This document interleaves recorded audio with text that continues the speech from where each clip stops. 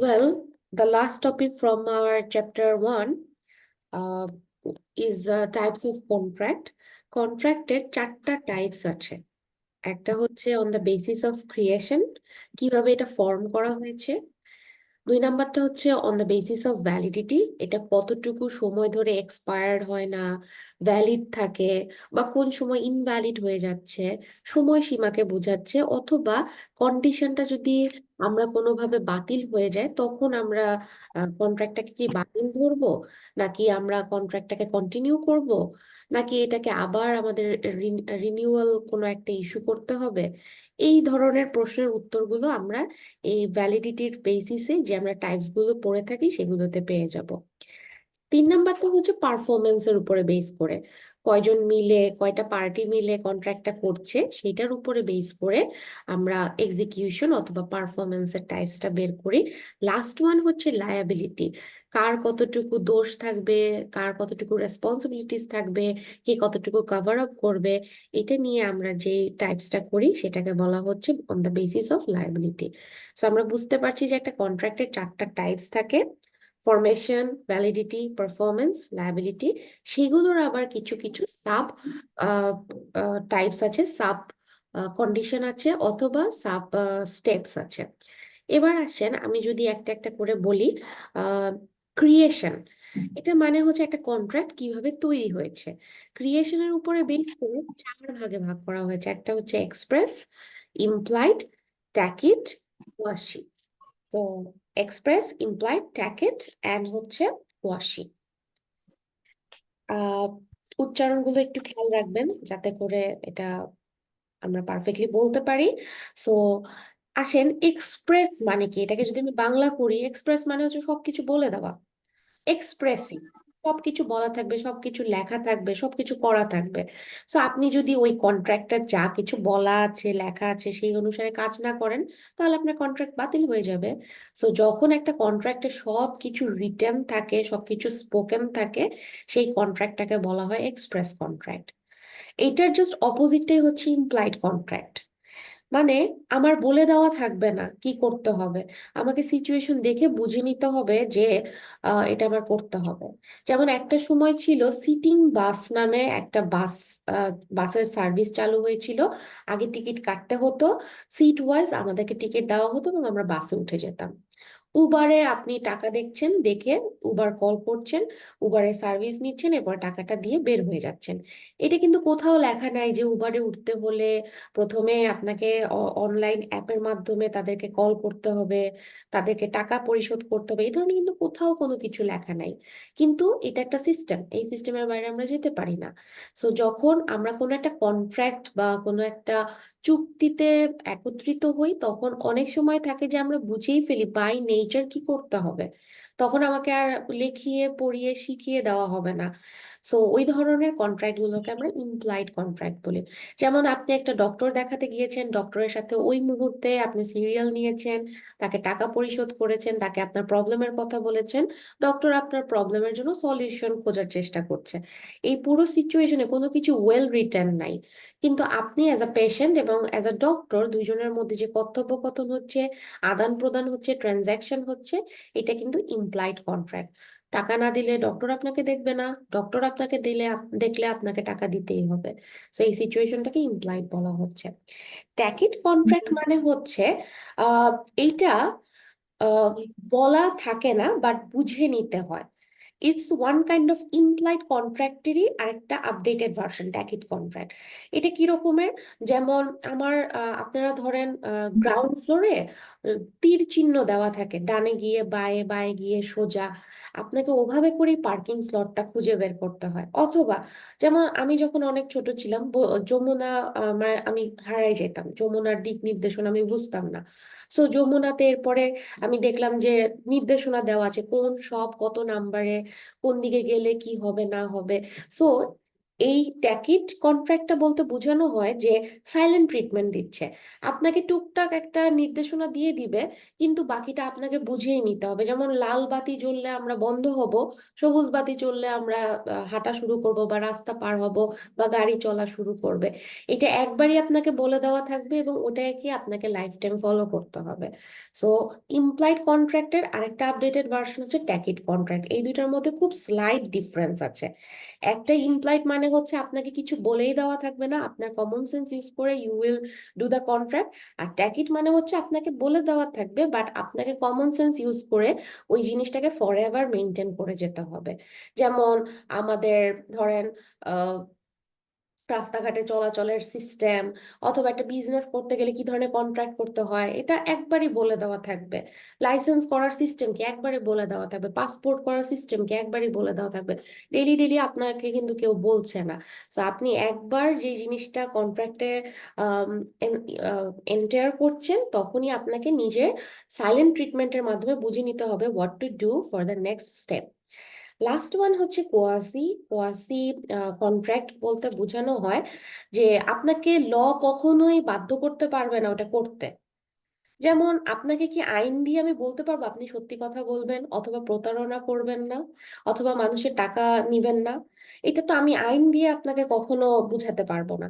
এটা আপনার ব্যক্তি স্বাধীনতা এবং আপনার মোরালিটি, আপনার পার্সোনালিটির উপরে বেস করে আপনি হচ্ছে যখন কোনো একটা কন্ট্রাক্টে এন্টার করেন। যেমন প্রায় সময় এরকমের হয়, ফুড পান্ডাতে খাবার চলে আসে, অন্য পার্টি বিকাশে টাকা দিয়ে দিয়েছে, ভুল করে আমার বাসায় চলে আসছে, আমি খাবারটা খেয়ে বসে রইলাম।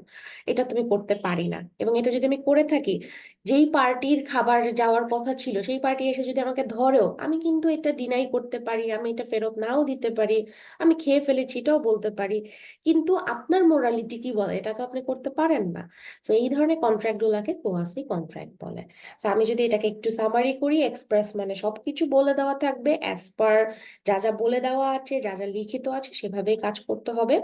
ইমপ্লয়েড মানে হচ্ছে আপনাকে বুঝে নিতে হবে আপনাকে কখন কি করতে হবে। ট্রেনে উঠেছেন, টিকিট কাটতে হবে, এটা সবাই জানে, এটা বলার কিছু নাই। ট্যাকিট কন্ট্রাক্ট মানে হচ্ছে আপনাকে মোটামুটি একটা সাইলেন্ট ট্রিটমেন্ট দেওয়া হবে, বাট আপনাকে ওই সিচুয়েশন বা ওই স্টেটমেন্ট থেকে বুঝে নিতে হবে নেক্সট আপনার স্টেপগুলো কি হবে। লাস্ট ওয়ান কোয়াশি, যেটাকে বলা হচ্ছে আপনার মোরালিটি, আপনার পার্সোনালিটি, আপনার রিলিজিয়াস পার্সপেক্টিভ, আপনার বেড়ে ওঠা, আপনার সোশ্যালাইজেশন আপনাকে কি শিক্ষা দেয়, সেটার উপরে বেস করে আপনি যখন মানুষের সাথে কন্ট্রাক্টে এন্টার করেন। এই চারটা জিনিসকে আমি বুঝাতে পেরেছি?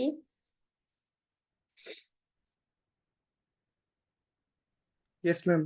আচ্ছা, সো আমি এখন 2 নাম্বার টাইপে চলে যাব, যেটাকে বলা হচ্ছে ভ্যালিডিটির উপরে বেস করে। এখানে অনেকগুলো টাইপস আছে, একটু সবাই মনোযোগ দিয়ে শুনি। On the basis of validity বলতে বোঝানো হয়েছে কন্ট্রাক্টটা লিগালি কতটুকু বাতিল হবে, কতটুকু যোগ্য হবে, কতদিন পর্যন্ত এটাকে রান করা যাবে। যেমন আমি আর ধরেন আপনাদের মধ্যে কেউ একজন, আমরা একটা বিজনেস করছি, আমরা তামাকের বিজনেস করব। ধরে নেন বাংলাদেশে তামাকের বিজনেস করা ইল্লিগাল, ধরে নেন। তাহলে আমাদের কন্ট্রাক্টটা যতই সুন্দর হোক, আমাদের মধ্যে যতই আন্ডারস্ট্যান্ডিং থাকুক, যতই প্রফিটেবল বিজনেস হোক, একটা ইল্লিগাল প্রোডাক্ট নিয়ে তো আমরা বিজনেস করতে পারবো না। সো যেই মুহূর্তে গভর্নমেন্ট আমাদেরকে বলে দিবে যে আপনারা এই বিজনেসটা করতে পারবেন না, বিকজ টোবাকো হচ্ছে বাংলাদেশে ইল্লিগাল, ধরে নিচ্ছি এক্সাম্পলটা, তাহলে আমাদের ওই মুহূর্তেই কন্ট্রাক্টটা কি হয়ে যাবে, বাতিল হয়ে যাবে। সো এটাই বোঝানো হয়েছে যে আমরা যে কন্ট্রাক্ট করি সেগুলোর অনেকগুলো টাইপস আছে। প্রথম টাইপসটাকে বলা হচ্ছে ভ্যালিড কন্ট্রাক্ট। এটার মানে হচ্ছে আপনার একটা কন্ট্রাক্ট হতে হলে যতগুলো এসেনশিয়াল এলিমেন্টস আছে, সবগুলো এলিমেন্টস যদি সুন্দরভাবে থাকে, লিগালি এনফোর্সেবল থাকে, এবং এটা একটা সব কন্ডিশনকে ফিল আপ করে কন্ট্রাক্টটা করা যায়, তখন এটাকে ভ্যালিড কন্ট্রাক্ট বলে। যেমন আপনি চিংড়ি মাছের বিজনেস করতে পারেন, আপনি একটা কোচিং সেন্টার দিতে পারেন, আপনি যে অর্গানাইজেশনের জন্য কাজ করছেন তার শেয়ার কিনতে পারেন। এই ধরনের যে নর্মাল কন্ট্রাক্ট গুলো আছে এগুলোকে আমরা ভ্যালিড কন্ট্রাক্ট বলি। তার মানে আমরা ওনাদের শর্তগুলো সব মেনে নিয়েছি, মেনে নিয়ে as per the rules, as per the formalities ওগুলোকে ফিল আপ করছি, এবং ওইভাবে আমাদের কন্ট্রাক্টটা গ্রো করছে। আমরা ওটাকে রিনিউ করছি, লাইসেন্স করছি, যা যা করার দরকার কন্ট্রাক্টের জন্য সবকিছু করছি। এই সিচুয়েশনটাকে বলা হয় ভ্যালিড কন্ট্রাক্ট। সেকেন্ডটা হচ্ছে ভয়েড কন্ট্রাক্ট। ভয়েড কন্ট্রাক্ট মানে হচ্ছে ভয়েডেবল মানে হচ্ছে বাতিলযোগ্য। আর মানে ভয়েডেবল আর ভয়েড মানে হচ্ছে আহ, এখন পর্যন্ত আমরা বুঝতেছি না যে এইটা বাতিলযোগ্য নাকি বাতিলযোগ্য না। যেমন আমাকে বলা হয়েছে যে আমি আহ, বাসা বানাবো, I am the contractor. So আমাকে বলা হয়েছে মঙ্গল গ্রহ থেকে পাথর এনে তারপরে বাসা বানাতে। Is it possible? যখনই এই ধরনের একটা ইম্পসিবল টার্ম দিয়ে দিবে, কন্ট্রাক্ট ওই মুহূর্তে ভয়েড হয়ে যাবে, বাতিল হয়ে যাবে। যেমন আমাকে বলা হচ্ছে যে বাংলাদেশে আমি 10 টাকাতে কোকা কোলা সেল করব। দিস ইজ দ্য কন্ট্রাক্ট, আপনি আমাকে ডিলার হিসেবে নিয়েছেন। এটা কি আমার পক্ষে পসিবল? 10 টাকাতে কি কোকা কোলা প্রডিউস করে প্রফিট করে 10 টাকায় সেল করা আমার পক্ষে কি পসিবল? নো। সো তখন কি হয়ে যাবে? এটা ভয়েড কন্ট্রাক্ট হয়ে যাবে। তার মানে এই কন্ট্রাক্টটা তখনই আর থাকবে না যখন ইম্পসিবল লেভেলের কোনো একটা কন্ডিশন এখানে ইমপ্লাইড করা হবে। যেমন আমি আমি ধরেন আপনাদেরকে ল পড়াচ্ছি, এটা তো একটা কন্ট্রাক্ট, রাইট? যে 12টা ক্লাস পরে আপনারা লটাকে সুন্দর মতো বুঝবেন। এখন আমি যদি 12 ক্লাসের পড়া 12 ঘন্টায় একদিনে আপনাদেরকে বুঝাই দিই, আপনারা কি কেউ ওই ক্লাসটা করবেন? নেভার। সো আমাদের মধ্যে কন্ট্রাক্ট হয়ে গেছে, আমরা ল বুঝবো, 12টা ক্লাস হবে। কিন্তু যেই মুহূর্তে আমি কন্ডিশন ইম্পোজ করে দিচ্ছি যে না, আপনাদেরকে 12 ঘন্টায় আমি 12টা ক্লাস বুঝাই দিব, তখন আপনারা কি করবেন? আমার সাথে বাতিল হয়ে যাবেন, তখন এটা ভয়েড কন্ট্রাক্ট হয়ে যাবে। ঠিক আছে? সো কন্ট্রাক্টটা হচ্ছে হওয়ার মুহূর্তে কোনো একটা ইম্পসিবল কন্ডিশন করে ফেললে এটাকে ভয়েডেবল কন্ট্রাক্ট বলছি। কেউ কোনো কথা বলছি আমরা?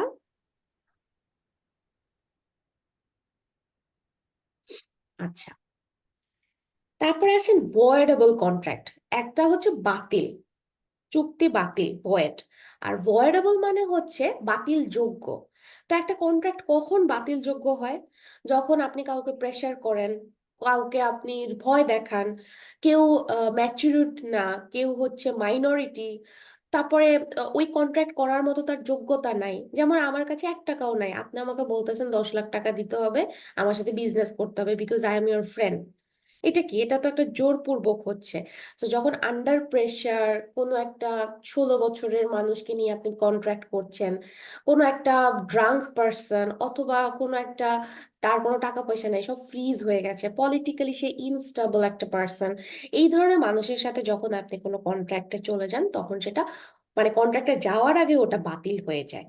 কারণ ওটা তো কন্ট্রাক্ট হয়ই না। আমাদের প্রথমে কন্ট্রাক্ট হওয়ার জন্য তো প্রথমেই এলিমেন্টসটাই হচ্ছে আমাদেরকে মেজরিটি হতে হবে, আমাদেরকে 18+ হতে হবে, নর্মাল মানসিকতার হতে হবে, আমাদের দেউলিয়া হলে চলবে না, ফ্রিজ অ্যাকাউন্ট থাকলে চলবে না। তো বুঝতে পেরেছি কখন ভয়েডেবল কন্ট্রাক্ট হচ্ছে। ভয়েড কন্ট্রাক্ট মানে হচ্ছে কন্ট্রাক্ট চলছে ওই সময় এমন একটা কন্ডিশন ইম্পোজ করে দিলাম যে ওটা রাখা পসিবল হচ্ছে না। আর ভয়েডেবল কন্ট্রাক্ট বলতে বোঝানো হচ্ছে আমি এমন একটা পার্টির সাথে কন্ট্রাক্ট করছি যে ওই কন্ট্রাক্টটা হবেই না, কারণ পার্টিটাই ঠিক নাই। তারপর একটা হচ্ছে এনফোর্সেবল কন্ট্রাক্ট। এনফোর্সেবল কন্ট্রাক্ট মানে হচ্ছে আহ কোন একটা টেকনিক্যাল প্রবলেমের কারণে আমরা এনফোর্স করতে পারছি না বাই ল।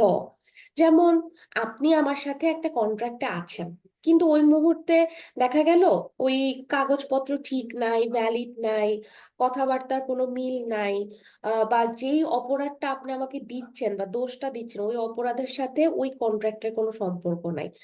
যেমন একটা খুব ভালো উদাহরণ দিই, কিছুদিন আগে আমরা ডক্টর সাকিয়া, ওনার নাম, ওনার একটা হিস্ট্রি আমরা শুনলাম, এবং তারপরে দেখা গেল ওনাদের বিয়েটাই ভ্যালিড না। সো দেখেন, উনি কিন্তু এখন চাইলেও অনেক কিছু করতে পারছেন না, কারণ ওনাদের ডকুমেন্টেশনই ঠিক নেই। সো ডকুমেন্টেশন যখন ঠিক থাকে না, তখন আপনি চাইলেও আর ল দ্বারা কন্ট্রাক্টের জন্য কোনো কিছু করতে পারছেন না, কারণ আপনাকে তো প্রুফ দেখাতে হবে। So the documentation is the proof. So আপনার সাথে ধরেন আমার কোনো একটা বিজনেসের কন্ট্রাক্ট আছে অথবা এমপ্লয়মেন্টশিপের একটা কন্ট্রাক্ট আছে, বাট কাগজপত্রের সাথে কথার কোনো মিল নাই, তখন আপনি চাইলেও কোর্টে আমাকে কোনোভাবে আইন দেখাতে পারবেন না। Last one, illegal contract. এটা তো আমরা বুঝতেছি, ইললিগাল কোনো একটা অ্যাক্টিভিটিস এর জন্য আমরা যখন কন্ট্রাক্ট করি, যেমন মানব পাচার করা, দেশের বাইরে মানুষকে পাঠায় দেওয়া, ভুলভাল তথ্য দেওয়া, আর্লি ম্যারেজ করে দেওয়া, তারপরে হচ্ছে মাল্টিপল ম্যারেজ করা, একটা ফেক কোনো বিজনেস করা, অথবা প্রতারণা করা। যেমন ই ভ্যালির যে ব্যাপারটা ঘটেছিল বাংলাদেশে, ওটা একটা ইললিগাল কন্ট্রাক্ট ছিল, ওদের ইললিগাল একটা বিজনেস ছিল, ওদের কাজের সাথে কথার কোনো মিল ছিল না। সো এই কয়টা টাইপসকে আমরা বলছি বেসিস অফ ভ্যালিডিটি। সো এটাকে আমাকে আর কোনো এক্সপ্লেনেশন দিতে হবে?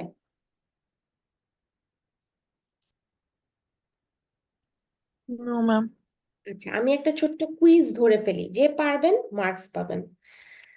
So 5 marks. সো আমি যদি বলি যে আমি বাংলাদেশে বিটকয়েনের বিজনেস করব, সো আমার এই বিজনেসটার কন্ট্রাক্টটা কোন ধরনের কন্ট্রাক্ট হবে? ম্যাম ইললিগাল হবে। ভেরি গুড, ইলিগাল হবে। Very good. যারা বলেছেন আমাকে একটু আমাদের এখানে ইনবক্স যে আছে, এখানে একটু আইডিটা লিখে দিবেন, ঠিক আছে? প্রথম যে দুইজন বলেছেন। আচ্ছা, জি। তারপরে তারপরে আমি বলি আর ওই কন্ডিশন বলি।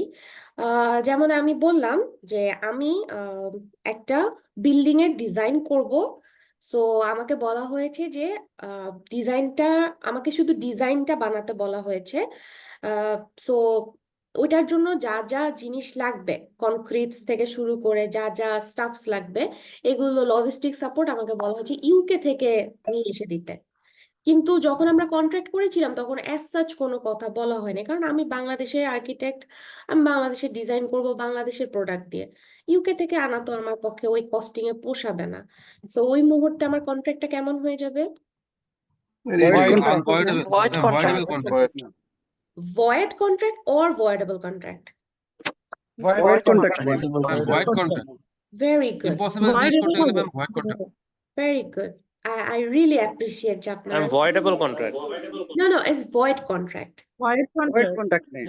Void contract হবে জি। আচ্ছা, তারপরে আসেন, আহ, আমি আহ, আমি হচ্ছে একটা বিজনেস করছি, বিজনেসের কোনো টাইপস বলা নাই, বিজনেসটা কিসের এটা আমি বলি নাই ডকুমেন্টে। এখন আমার পার্টনার আমার সাথে প্রতারণা করেছে, তার সাথে আমার কথা ছিল 8 মাস আমরা কন্টিনিউ করব, ফিজিবিলিটি টেস্টটা করব, তারপরে আমরা মার্কেটে প্রোডাক্ট সেল করব। কিন্তু কন্ট্রাক্টে বলাই নাই যে 8 মাস ধরে আমরা কোন ধরনের প্রোডাক্ট সেল করব। সো আমার যে পার্টনার, সে আমার সাথে কোন ধরনের প্রোডাক্ট নিয়ে যে প্রতারণা করেছে এটা আমি নিজেই কনফিউজড। সো আমি লয়ারের কাছে গিয়েছি। আমাকে লয়ার বলতেছে যে আপনার তো কথাবার্তা স্পষ্টই না, আপনার প্রোডাক্টই তো ঠিক নেই, আপনি কি সেল করছেন, আপনার ফ্রেন্ডের সাথে আপনি কি বিজনেস করছেন। তো আমাকে কোনো ধরনের আইনি সহায়তা করা হলো না। এই সিচুয়েশনটা কি হবে? Unenforceable contract. Very good. আর ভয়েডেবল কন্ট্রাক্ট আমরা বুঝেই যাচ্ছি যে আন্ডার প্রেসারে যদি কাউকে করা হয় অথবা সে minor. And last one valid contract, আমরা সবাই বুঝছি যে এই যে আপনার সাথে আমার একটা ভ্যালিড কন্ট্রাক্ট আছে। এখন কেউ একটা পার্টি, যেমন আপনি আমার এনরোল করা স্টুডেন্ট, আপনি এখন পরীক্ষা না দেওয়ার পরে যদি বলেন আমাকে পাশ করাই দিতে হবে, তাহলে আমি যথারীতি অবশ্যই বলতে পারবো যে আপনি এটা করতে পারেন না, আপনাকে ক্লাস করেই পাশ করতে হবে। এই যে আপনাকে আমি কন্ডিশনটা বললাম, এটাকে ভ্যালিড কন্ট্রাক্ট বলা হচ্ছে। সো আই হোপ আপনারা এই 5টা টাইপ খুব সুন্দরভাবে বুঝতে পেরেছেন। এবার চলে আসেন 3 নাম্বার টাইপে। 3 নাম্বার টাইপটা হচ্ছে on the basis of execution and performance. এটার মানে হচ্ছে দুইটা পার্টি বা ততোধিক পার্টি তারা কিভাবে কাজটা সম্পন্ন করে। সো 1 নাম্বারকে বলা হচ্ছে এক্সিকিউটেড কন্ট্রাক্ট, 2 নাম্বারটাকে বলা হচ্ছে এক্সিকিউটরি কন্ট্রাক্ট।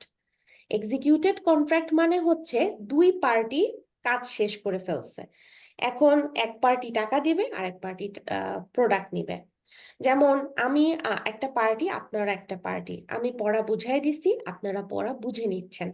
দুইটা কাজই কিন্তু সাইমালটেনিয়াসলি হচ্ছে, দুইটা কাজ টুগেদার হচ্ছে, কন্টিনিউয়াল প্রসেস। এমন না যে আজকে আমি আপনাদেরকে পড়াচ্ছি, 2026 সালে গিয়ে কোনো একটা সময় আপনাদের অ্যাভেলেবিলিটির উপরে বেস করে আপনারা মিড টার্ম এক্সাম দিবেন, এটা সম্ভব না। সো এক্সিকিউটেড কন্ট্রাক্ট বলতে বোঝানো হয় যে দুই পার্টি সমান তালে যখন কাজটা সম্পন্ন করে, এটাকে এক্সিকিউটেড কন্ট্রাক্ট বলে। আর এক্সিকিউটরি কন্ট্রাক্ট মানে হচ্ছে অলরেডি আপনি পে করে ফেলেছেন, অলরেডি ডান করে ফেলেছেন, এইটা কোনো একটা সময় গিয়ে কমপ্লিট হবে। যেমন এই যে টার্মিনাল 3-র কথা, একটা টাইম স্লট দেওয়া আছে, ওই টাইমের মধ্যে শেষ হয়ে যাবে। এর জন্য কিন্তু অ্যাডভান্স সিমেন্ট কেনা হয়েছে, রড কেনা হয়েছে, মানে একটা টার্মিনাল 3 বানাতে যা যা দরকার লজিস্টিক সাপোর্টসের সব কিন্তু কেনা হয়ে গেছে, ওগুলোর বিল পাস হয়ে গেছে, বাজেট দেওয়া হয়ে গেছে আরো অনেক বছর আগে। এখন এটা ওরা আস্তে আস্তে শেষ করছে এবং একটা টাইম লাইনের মধ্যে এটাকে শেষ করতে হবে। আমরা ডেভেলপারসদের কাছে বাসার যে কন্ট্রাক্ট, ওটাও কি রকমের হয়, অ্যাডভান্স আমরা হচ্ছে তাদেরকে ল্যান্ড দিয়ে দিই, তারা আস্তে আস্তে আমাদেরকে অ্যাজ পার প্ল্যান আমাদেরকে একটা বাসা বানায় দিয়ে দেয়। তারপরে আপনারাও এই ম্যাডাম yes, জাস্ট আবার বলবেন, আমি বুঝি নাই। শিওর। এক্সিকিউটরি কন্ট্রাক্ট বলতে বোঝানো হচ্ছে যে আমাদের কাজটা শেষ করতে we have still sometimes we have still time to execute that work, but এটার পেমেন্ট আগে হয়ে গেছে, বাজেট আগে পাস হয়ে গেছে, অথবা একটা পার্টি আগেই কাজ শেষ করে ফেলেছে, পরে একটা পার্টি কাজটা সম্পন্ন করবে। আরো ইজি করে বলে দেই, ধরেন আমি ডক্টর, আপনি হচ্ছেন আমার পেশেন্ট, আমি দাঁতের ডক্টর, আমি আপনার কাছ থেকে আগেই টাকাটা নিয়ে নিব, তারপরে আস্তে আস্তে আপনার 32টা দাঁতের ট্রিটমেন্ট করব বা 8টা দাঁতের ট্রিটমেন্ট করব। তার মানে আপনি কিন্তু আগেই টাকা দিয়ে আপনার পোর্শনের কাজ ডান, আমি এখন আমার সময় মতো আমার পোর্শনের কাজ আপনাকে করে দিচ্ছি। এখানে কন্ডিশন একটাই থাকে যে টাইম বাউন্ডটা দেওয়া থাকে। এখন আপনার 8টা দাঁতের যদি ট্রিটমেন্ট আমি 8 বছর ধরে করি তাহলে তো হবে না, তো একটা টাইম তো বেঁধে দিতে হবে। সো এক্সিকিউটরি কন্ট্রাক্ট বলতে বোঝানো হয় একটা পার্টি অলরেডি ডান করে ফেলে কাজ, আরেকটা পার্টি করতে থাকে কন্টিনিউয়াল প্রসেসে। বুঝতে পেরেছি? জি। আচ্ছা, সো আমি যদি এখন বলি যে আমি আমার পার্টনারকে অ্যাডভান্স 10 লাখ টাকা দিয়ে দিয়েছি, এখন আমার পার্টনার আরো 10 লাখ টাকা ইনভেস্ট করে এই 20 লাখ টাকার প্রোডাক্ট কানাডা থেকে কিনে নিয়ে আসবে। দিস ইজ আ কন্ট্রাক্ট, যেটাকে আমরা এক্সিকিউটরি কন্ট্রাক্ট বলতে পারবো। আমি আমার পোর্শনে 10 লাখ টাকা দিয়ে দিয়েছি, আমার ফ্রেন্ড এখন কানাডায় যাবে বা আমার পার্টনার যে ওখান থেকে প্রোডাক্ট নিয়ে আসবে, তারপরে we will sell that. So আমি আমার পোর্শনের কাজ কিন্তু ডান করে দিয়েছি। আর এখন এক্সিকিউটেড কন্ট্রাক্টের কথা বলি, যেমন আমি আপনাদের 3 ঘন্টা ক্লাস নিব, তারপরে আপনাদের একটা এক্সাম নিব। তার মানে এটা কি সাইমultaneous প্রসেস, আমি একটা জিনিস শেষ করার সাথে সাথে আপনারা আরেকটা জিনিস শুরু করে শেষ করে ফেলবেন। সো আমরা দুইজনই কি একই টাইম স্লটে একই টাইম বাউন্ডে দুইটা কাজ শেষ করছি। আপনারা মুদির দোকানে যাচ্ছেন, প্রোডাক্ট কিনছেন, টাকা দিচ্ছেন, প্রোডাক্টটা কেনা শেষ হওয়ার সাথে সাথেই টাকাটা দিয়ে দিচ্ছেন, ক্লাসটা শেষ হওয়ার সাথে সাথেই এক্সাম দিয়ে দিচ্ছেন। এই ধরনের কন্ট্রাক্ট গুলোকে বলা হয় executed contract. Okay, last one, very easy. On the basis of liability, কে কতটুকু প্রমিস করবে, কে কতটুকু প্রফিট শেয়ার করবে, কে কতটুকু টাকা পয়সা দিবে, কার কতটুকু রেসপন্সিবিলিটিস থাকবে, এটার উপরে বেস করে আমরা দুইটা কন্ট্রাক্ট ভাগ করতে পারি। একটাকে বলা হয় বাইলেটারাল আর একটাকে বলা হয় ইউনিল্যাটারাল। সো বাইলেটারাল দিয়ে আমরা এটাই বুঝতেছি, বোথ, বাই মানে দুই পার্টি, দুই পার্টি যখন কোনো কিছু করার জন্য প্রমিস করে, দুই পার্টিই করবে। যেমন এক পার্টি সেল করবে, এক পার্টি বাই করবে, এক পার্টি টাকা দিবে, আরেক পার্টি প্রোডাক্ট কিনবে। এই ধরনের রিলেশনশিপ গুলোকে আমরা বাইলেটারাল কন্ট্রাক্ট বলি। আর ইউনিল্যাটারাল কন্ট্রাক্ট মানে হচ্ছে এক পার্টি শুধু কাজ করবে on behalf of other party. যেমন এখানে এক্সাম্পল দেওয়াই আছে, আমি ধরেন আমার ফোন হারিয়ে ফেলছি, আমার বিহাফে পুলিশ অথবা র্যাব অথবা কোনো প্রশাসনের কেউ আমার ওই ফোনটা খুঁজে দিবে। আমি কিন্তু আর কোনো পারফরমেন্স করছি না, আমার পোর্শন ডান, ফোন হারানো ডান আমার। এখন ওই ফোনটা খুঁজে আনার দায়িত্ব হচ্ছে আমি যাকে এখানে রেজিস্টার করেছি, আমি যাকে এখানে দায়িত্ব দিয়েছি। সো পুলিশ যতক্ষণে না আমার ফোন খুঁজে আনছে, আমি কিন্তু ততক্ষণ পর্যন্ত চুপচাপ আছি। সে যদি ব্যর্থ হয় তখন আমিও ব্যর্থ হয়ে যাব, সে যদি ফোন খুঁজে পায় তাহলে আমিও আমার জিনিসটা পেয়ে গেলাম। সো এই যে আমার বিহেভে কেউ কাজ করছে বা একটা পার্টি স্টপ থাকে আরেকটা পার্টি কাজ করে, এই সিচুয়েশনটাকে বলা হয় ইউনিল্যাটারাল কন্ট্রাক্ট। সো এই দুইটা টাইপস কি আমরা বুঝতে পেরেছি? Yes, ma'am. Yes ma'am. আচ্ছা, সো এখান থেকে প্রশ্ন আসবে, এটা আমরা বুঝতেই পারছি। এখন আমরা আমাদের সেকেন্ড চ্যাপ্টারে চলে যাব, উইচ ইজ ভেরি ইন্টারেস্টিং। এটার একটা সামারি আপনাদেরকে দিয়ে দিয়েছি, এটা কেউ মুখস্থ করবেন না, এই চ্যাপ্টারটা এটা বুঝতে পারলে পরে আপনার মানে আর আনসার করা মানে কোনো ব্যাপারই হবে না। তখন এখান থেকে আমাদের প্রশ্ন কি আসবে, একটা কেস স্টাডির মতো আসবে, আর এখানে আপনাদেরকে একটা কাইন্ড অফ এমসিকিউ এর মতো। ধরেন আমি আপনাদেরকে একটা শর্ট প্রশ্ন জিজ্ঞাসা করবো, এটা কি অফার হলো, তখন আপনারা লিখবেন ইয়েস এটা অফার হয়েছে। এটা কি অ্যাকসেপ্টেন্স হলো, আপনারা বলবেন নো এটা অ্যাকসেপ্টেন্স হয়নি। সো আনসারটা ইয়েস, নো, ফলস, ট্রু এরকমের হবে। সো চলেন এই চ্যাপ্টারটা আমরা শুরু করে ফেলি। আমরা এই চ্যাপ্টারটা পড়লে পরে 8টা জিনিস জানতে পারবো। প্রথম জিনিসটাই হচ্ছে অফার কি, অফার বলতে কি বোঝায়, ল এর ল্যাঙ্গুয়েজে অফার আলাদা নাকি আমরা যে অফার নর্মাল ল্যাঙ্গুয়েজে বুঝি সেটার সাথে মিল আছে। রুলস রিগার্ডিং ভ্যালিড অফার, একটা অফার ভ্যালিডেশনের জন্য কি কি রুলস আছে, একটা অফার হতে গেলে কি কি ভ্যালিডিটি থাকতে হয়। Lapse and revocation of offer মানে হচ্ছে আমরা কিছু সময়ের জন্য ল্যাপস করছি, মানে বন্ধ রাখছি, আবার রেভোকেশনও করতে পারি, মানে প্রত্যাহার করে দিতে পারি, বাতিল করে দিতে পারি, বাদ করে দিতে পারি। সেটা কোন সিচুয়েশনে গেলে, একটা অফার আমি দিলাম, দেওয়ার পরে সেটাকে স্থগিত করলাম, আবার প্রত্যাহারও করলাম, দুইটা কন্ডিশন কখন করতে পারি। 4 নাম্বারটা হচ্ছে ডেফিনেশন অফ অ্যাকসেপ্টেন্স। আমরা অ্যাকসেপ্টেন্স ওয়ার্ডটার মানে জানবো, একটা অ্যাকসেপ্টেন্স হতে গেলে কি কি রুলস আছে, কমিউনিকেশন কিভাবে করা যায় অফার এবং অ্যাকসেপ্টেন্সের জন্য। লাস্ট ওয়ান হচ্ছে আমরা অফার এবং অ্যাকসেপ্টেন্স দুইটাকেই রিভোকেশন করে ফেলবো, মানে বাতিল করে ফেলবো, প্রত্যাহার করে ফেলবো কোন সিচুয়েশনে থাকলে। সো এই 8টা জিনিস জানলে আমরা জানতে পারবো যে কখন অফার ভ্যালিড হচ্ছে, কখন অ্যাকসেপ্টেন্স ভ্যালিড হচ্ছে, কখন ইনভ্যালিড হয়ে যাচ্ছে বোথ, এবং কোন কোন ক্ষেত্রে আমরা আসলে অফার এবং অ্যাকসেপ্টেন্স দুইটাকে স্থগিত অথবা প্রত্যাহার করতে পারি। সো একটা ওভারঅল সিনারিও আজকে আমরা সেকেন্ড চ্যাপ্টারে বুঝবো। এবার আসেন প্রপোজাল অথবা অফার এই দুইটা বলতে কি বোঝায়।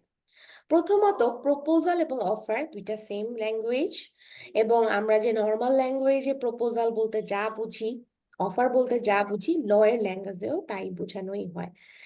একটা প্রপোজাল বা অফারের নর্মাল মিনিং হচ্ছে আমার কতটুকু উইলিংনেস আছে সেটা আমি এক্সপ্রেস করছি।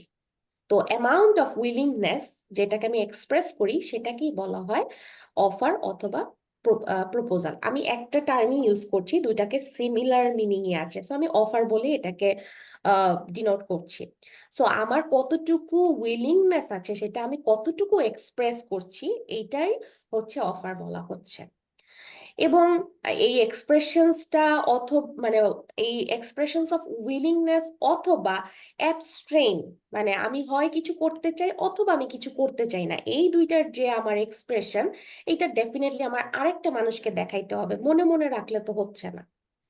আরেকটু ইজি করে বলি, ধরেন আপনি আজকে ক্লাসটা করতে চান, দিস ইজ ইয়োর উইলিংনেস। আজকে ক্লাসটা করতে চান না, this is your abstain from doing something, মানে আপনি করতে চাচ্ছেন না। দুইটা জিনিসই কিন্তু অফার। সো আপনারা আমাকে আজকে অফার করেছেন হ্যাঁ ক্লাস করব, সো এটা তো আমাকে অফার করতে হয়েছে, আপনি তো মনে মনে রাখলে এটা হতো না। আবার হচ্ছে আপনারা আজকে ক্লাসটা করতে চাচ্ছেন না, সেটাও আমাকেই কমিউনিকেট করতে হবে, আমি হচ্ছে আরেকটা পার্টি। সো যখন আপনারা কিছু করা এবং না করা দুইটার যে কোনো একটা সিচুয়েশন অন্য একটা পার্টিকে বলেন, সেটাই তখন অফার বা প্রপোজাল হয়ে যায়। সো ডেফিনেটলি আরেকটা পার্টির কাছে এটা এক্সপ্রেস করতেই হবে। 3 নাম্বারটাতে বলা হয়েছে the expressions of willingness to do something or abstain from doing something must be made with a view to obtaining the absent of the other person to such act or abstinences. আচ্ছা, এটা বলতে কি বুঝিয়েছে, আমি শুধু বললেই হবে না, অপর পক্ষ আমার এটাকে একসেপ্ট করছে নাকি একসেপ্ট করছে না, এটাও আমাকে জানতে হবে। সো এই 3টা কথা অনেক কঠিন ভাবে বলা থাকলেও একদম ইজি ভাবে আমি বলে দিই। আপনারা আমাকে আজকে কোনো একটা কিছুর প্রপোজাল দিয়েছেন, আমি একটা ফোন কিনতে চাই, মনে মনে রাখলে তো এটা হবে না, এটা হয় আপনার প্যারেন্টসকে বলতে হবে, অথবা আপনার স্পাউসকে বলতে হবে, অথবা আপনার কলিগকে বলতে হবে, অথবা দোকানদারকে বলতে হবে। সো কোনো একটা পার্টিকে বলতে হচ্ছে, সো একটা পার্টি এখানে ইনভলভ থাকে যে আমি একটা ফোন কিনতে চাই। আরেকটা সিচুয়েশন হচ্ছে আমি ফোন কিনতে চাই না, তাহলে না কিনতে চাইলে আপনি বলে দিবেন যে আমি কিনতে চাই না। সো একটা পার্টি এখানে ডেফিনেটলি থাকতে হবে। আরেকটা হচ্ছে আপনি যেই পার্টিকে বলছেন সে আপনার এই অফারটা একসেপ্ট করছে কিনা। হ্যাঁ, আমার কাছে আইফোন 17 নাই, দোকানদার বলল, তাহলে আমি একসেপ্ট করে নিলাম কি আমার কাছে নাই, সো আপনাকে আমি আর কিছু অফার করতে পারতেছি না, ইনা রিপ্লাই। সো আপনি তখন ওই দোকান থেকে চলে যাবেন। আরেকটু ইজি করে বলি, আমি আর আপনি দুইটা পার্টি, আপনি আমাকে বললেন যে আমরা চলো কোকা কোলার বিজনেস করি, বা কোলার বিজনেস করি, সো আমাকে একটা পার্টি আরেকটা পার্টিকে বলা লাগলো আপনার আপনার উইলিংনেসটাকে শো করা লাগলো, এবং আমি বললাম না আমি কোকা কোলার বিজনেস করব না, আমি শুধু মিনারেল ওয়াটারের বিজনেস করব। তার মানে আপনার অফারের এগেনস্টে আমার অ্যাকসেপ্টেন্স হচ্ছে 0 বা নীল। উল্টা আমি আপনাকে রি অফার করলাম যে কোকা কোলা না, মিনারেল ওয়াটার আমরা সেল করি। তখন আপনার যদি এই অফার পছন্দ হয়, আপনি তখন এক্সপ্রেস করবেন অফ ইউর উইলিংনেস, ঠিক আছে চলো আমরা তাহলে কোকা কোলা না করে পানির বিজনেস করি। তো তখন কি হয়ে গেল, অফার এবং অ্যাকসেপ্টেন্স দুইটাই ভ্যালিড হয়ে কন্ট্রাক্টে ফর্ম করলো।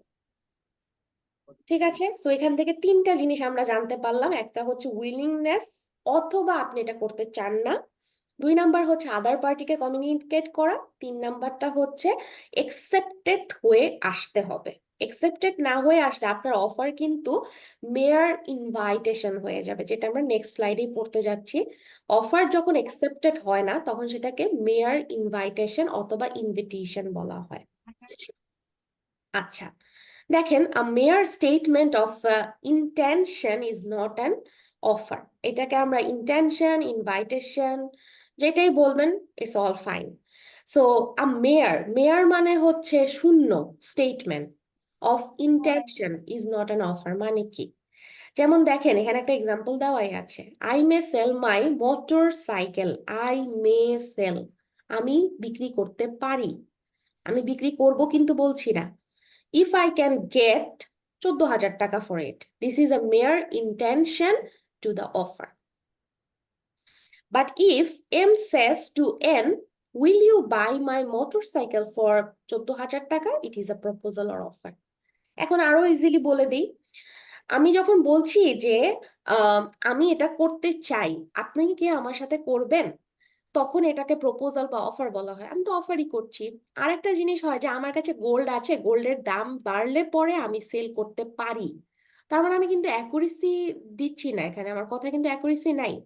আমি করতে পারি, কন্ডিশন আছে, হলে হতে পারে, এই ধরনের সিচুয়েশন গুলাকে আমরা প্রপোজাল বা অফার বলতে পারবো না, এটাকে বলা হয় মেয়ার স্টেটমেন্ট।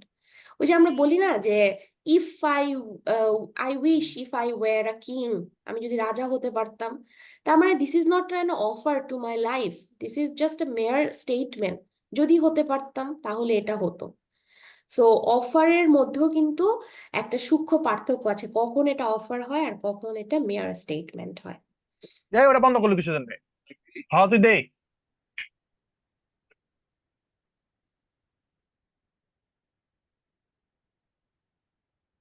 আচ্ছা, আপনারা এখানে একটা খুব বেসিক পার্থক্য দেখতে পাচ্ছেন মেয়ার ইন্টেনশন এন্ড অফারের মধ্যে। দেখেন, মেয়ার ইন্টেনশন বলতে বোঝানো হয় যে কোনো একটা প্ল্যান অথবা একটা থট আমি করতে চাই, আমি প্ল্যান করছি। আর অফার মানে হচ্ছে একটা ক্লিয়ার এক্সপ্রেশনস যে আমি করব, একটা এগ্রিমেন্ট, লাইক আমি আমার এটা সেল করতে চাই, আমি এই বিজনেসটা স্টার্ট করতে চাই। সো একটা হচ্ছে একদম আমার থট অথবা একটা প্ল্যানিং প্রসেস, আর অফার মানে হচ্ছে এক্সিকিউশন প্রসেস, আমি এটা করতে চাই। লিগ্যাল ভ্যালু বলতে বোঝানো হয়, দেখেন আপনি মনে মনে অনেক কিছুই চিন্তা করতে পারেন, অনেক কিছুই প্ল্যান করতে পারেন, এটার জন্য তো আপনি বাক স্বাধীনতা আপনার ফ্রি। সো আপনি এটা লিগালি কোনো কিছুতে বাউন্ডেড না, আপনি কোনো কিছুতে আপনার বাউন্ডারিজ নাই। কিন্তু যখনই আপনি একটা অফার করে ফেলবেন, তখন কিন্তু আপনি পিছপা হলে মানে হবে না। যেমন আপনি একটা ফ্ল্যাট সেল করতে চাচ্ছেন, মানুষকে অফার দিয়ে বেড়াচ্ছেন, 2 দিন পরে আপনি অফারটা বন্ধ করে দিতে পারবেন, কিন্তু মানুষ যদি আপনার সাথে কন্ট্যাক্ট করে, আপনি কিন্তু বলতে পারবেন না যে অ্যাজ সাচ কিছু হয় নাই, আমি এখন করতে চাই না। তখন নেক্সট টাইম আপনি কোনো কিছু অফার করলে মার্কেটে, আপনার কাছ থেকে কেউ কিছু কিনবে না, কারণ আপনার তো অফারের ঠিক ঠিকানা নাই। কমিউনিকেশন মানে হচ্ছে মেয়ার ইন্টেনশন মনে মনে হতে পারে, আপনি অনেক মানুষকে বলতে পারেন, কারণ আমরা অনেক প্ল্যান করি, মানুষের সাথে শেয়ার করি, এর মানে এই না যে ওটা আমরা অফার করছি। আর কমিউনিকেশন অফারে যেটা বোঝায় যে আপনার ডেফিনেটলি একটা ক্লিয়ার স্টেটমেন্ট থাকতে হবে আপনার উইলিংনেসের, অথবা আপনি কোনো কিছু করতে চাচ্ছেন না টু দ্য আদার পার্টি। যেমন I am thinking of selling my bike, আর I will sell my bike for 10,000 টাকা। মেয়ার ইন্টেনশনে হচ্ছে no intention to get the others consent. যেমন আমার স্বপ্ন দেখতে গেলে, আমার একটা প্ল্যান করতে গেলে আমার কারো কনসেন্টের দরকার নাই। যে আমি কি এটা বলতে পারি, এটাকে আমি করতে পারি, এটার জন্য আমার অন্য পার্টির কাছে কোনো কনসেন্ট বা অ্যাকসেপ্টেন্সের দরকার নেই, কিন্তু অফারের জন্য ডেফিনেটলি একটা অ্যাকসেপ্টেন্স থাকতে হবে। যেমন আপনি আপনার পুরানো ল্যাপটপ আপনি কিনেছিলেন 50,000 টাকায়, বিক্রি করবেন 10,000 টাকায়। সো আপনি যখন এটা অ্যাডভার্টাইজমেন্ট করছেন মার্কেটে যে আমি এটা 2 বছর ইউজ করেছি, 50,000 টাকায় কিনেছিলাম, এখন 10,000 টাকায় সেল করতে চাই, এইটা ততক্ষণ পর্যন্ত আপনি সেল করতে পারবেন না যতক্ষণে মার্কেট প্লেসে আদার্স পার্টি এটা একসেপ্ট না করছে। আর আপনি মনে মনে অনেক কিছু চিন্তা করতে পারেন যে আমি আমার ল্যাপটপ 1 লাখ টাকায় সেল করব, অনেক কিছু চিন্তা করতে পারেন, কিন্তু এটার আপনার অন্যের জন্য কনসেন্টের দরকার নাই। যেমন রিসাইকেল মার্কেট প্লেসে মার্কেট প্রাইস কিন্তু ঠিক করা থাকে, আপনি কিন্তু এর থেকে কম বেশি করলে আপনাকে কিন্তু ওই মার্কেটে এন্ট্রি করতে দিবে না। যেমন পানির বিজনেসটাই খেয়াল করেন, পানির দাম 20 টাকা, 22 টাকা, 25 টাকা।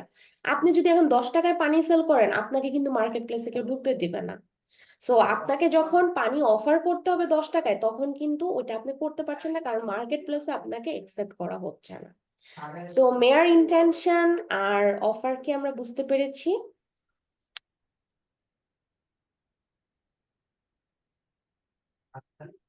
Yes ma'am. আচ্ছা, আমি আপনাদেরকে একটা ছোট্ট প্রশ্ন হোয়াটসঅ্যাপে দিয়ে দিচ্ছি, ওটা আনসার করতে থাকেন, আমি নেক্সট লিংক শেয়ার করে দিচ্ছি ক্লাসে।